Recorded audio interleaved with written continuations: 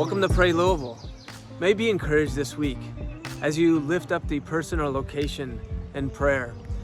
May you continue to pray specifically for that person, that you would pray for them to be healed of any injuries or sickness that they might have, even though we don't know all this going on in their life, that Father does, and that you continue to pray for them.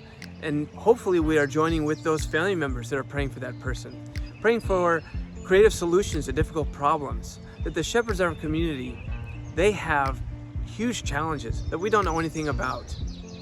I'm here today at Floyd's Fork, and it reminded of the president of MSD. His name is Tony Parrott, and he has amazing responsibility and has these fantastic people that work for him. And we want to lift him up and his staff. And you can go to praylouisville.org and sign up to pray for Tony.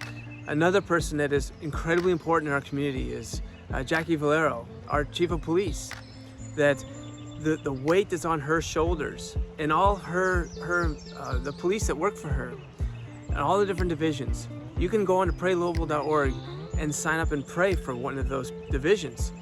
Pray for Ms. Valero, that these people, and there's thousands of them, and we want to lift them up.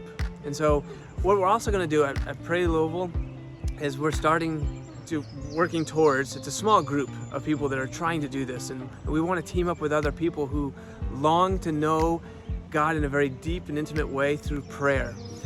And so we're going to start on Facebook praying for different shepherds of the community every day. We're just going to put one out there, 15, 20-second prayer of just praying for people in a very public manner. And then we're going to do this weekly where we encourage people to pray. And then there's also another app called Bless Every Home that does your neighbors. And that's not Pray Louisville, but we definitely I use it every single day, praying for my neighbors, the people who live next door to me and all around my street. And so we encourage you in every possible way to pray. We are hanging our hat on the fact that God says that if my people who are called by my name, that's us, that if we will humble ourselves and pray, that's what we're doing. That if we will humble ourselves and pray, and if we will seek his face and turn from our wicked ways, well, that's what we're trying to do, is we want to live righteous lives. We don't want to live in wickedness. We want to live according to God's will. And so if we will just pray, he says that he will hear from heaven, he will forgive our sins and heal our land. Now, what you could think is maybe the world won't understand what we're doing. That's okay. Let God sort out all those kinds of things. Our job, he says, is just to pray. And so we're going to pray specifically for people, for shepherds, and for locations, because like Tony Parrott is in charge of, by definition, he has the authority of the waterways. They say on their website, clean water.